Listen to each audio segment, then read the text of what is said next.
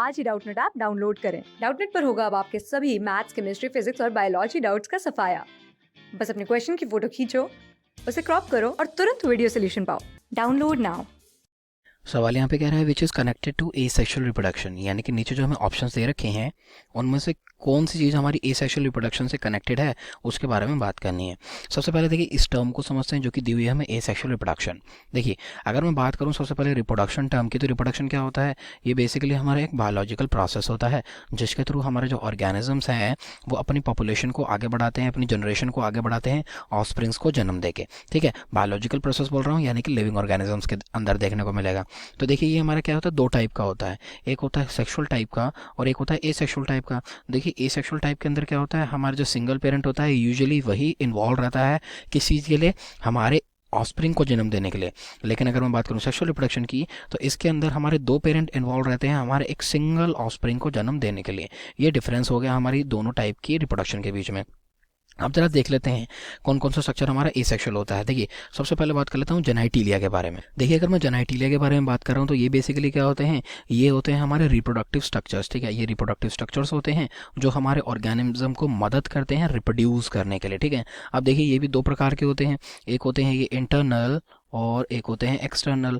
अब जैसे कि बात करूं एक्सटर्नल, जो हमारे जेनाइटिलियाज होते हैं मेल्स और फीमेल्स के अंदर हमें देखने को मिलते हैं। ठीक है, तो इससे होता क्या है, बेसिकली ये जो हमारी एक्सटर्नल जेनाइटिलिया होते हैं ये मदद करते हैं हमारे इंडिविजुअल को सेक्सुअली रिप्रोड्यूस करने के लिए। ठीक है, तो ये हमारे सेक्सुअली रिप्रोड्यूस करने के लिए मदद करते हैं इंडिविजुअल को।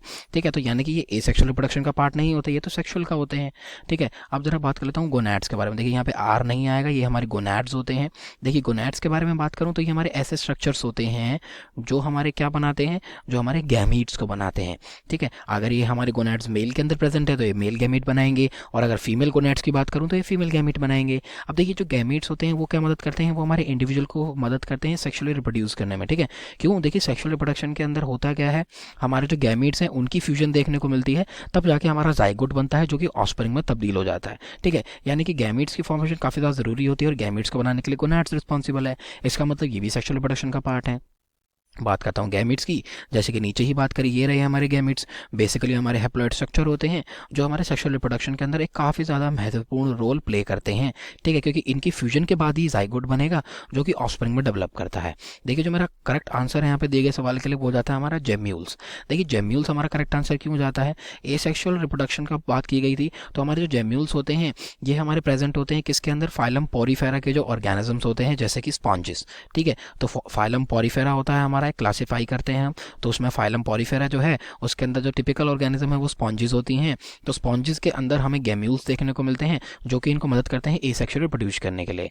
ठीक है, तो बेसिकली क्या होते हैं, ये हमारे एंडोजीनसली प्रोड्यूस किए जाते हैं, यानी कि हमारी जो स्पॉन्जेस की बॉडी होती हैं वो काफ़ी ज़्यादा इरेगुलर शेप्ड की होती हैं, उनकी बॉडी के अंदर ये एंडोजीनसली प्रोड्यूस होते हैं। ये जो मैंने एक इमेज लगा रखी है किसकी है, ये हमारे एक टिपिकल गैम्यूल की ही है, किसके, हमारे स्पॉन्जेस की। अगर इसके अंदर आपको दिखाने की कोशिश करूँ तो ये देखिए अंदर जो आप सेल्स देख रहे हैं टोटीपोटेंट है, यानी कि ये सारे क्या हैं, ये कैपेबल होते हैं ग्रो करने के लिए एक नए स्पॉन्ज के अंदर। ठीक है, उसके नए पार्ट्स को बनाने के लिए। ठीक है, और साथ ही साथ अगर मैं बताऊं तो इनको क्या बोला जाता है, इनको बोला जाता है आर्कियोसाइट्स। ठीक है, तो ये आर्कियोसाइट हमारे टोटीपोटेंट होते हैं, यानी कि हमारे जो गैम्यूल हैं वो बेसिकली क्या है, हमारे वेजिटेटिव पार्ट होते हैं या फिर एसेक्सुअल पार्ट होते हैं जो कि हमारे एक नए स्पॉन्जेस को बनाने के लिए रिस्पॉन्सिबल होते हैं। इसलिए इसमें क्या होता है, गैम्यूल्स हमारे एसेक्सुअल रिप्रोडक्शन है। अब देखिए इसके अंदर खाली एक पेरेंट इन्वॉल्व होता है। ठीक है, क्यों, क्योंकि एक स्पॉन्ज ने गैम्यूल बनाए, उसने नए नए स्पॉन्जेस बना दिए, तो एक ही पेरेंट इन्वॉल्व रहा है यहाँ पे, तो इस प्रकार से ये सेक्सुअल हो जाता है। Thank you. क्लास 6 से 12 से लेके नीट, IIT, जेई मेंस और एडवांस के लेवल तक 10 मिलियन से ज्यादा स्टूडेंट्स का भरोसा। आज ही डाउनलोड करें डाउटनेट ऐप या व्हाट्सएप कीजिए अपने डाउट्स 8400 400 400 पर।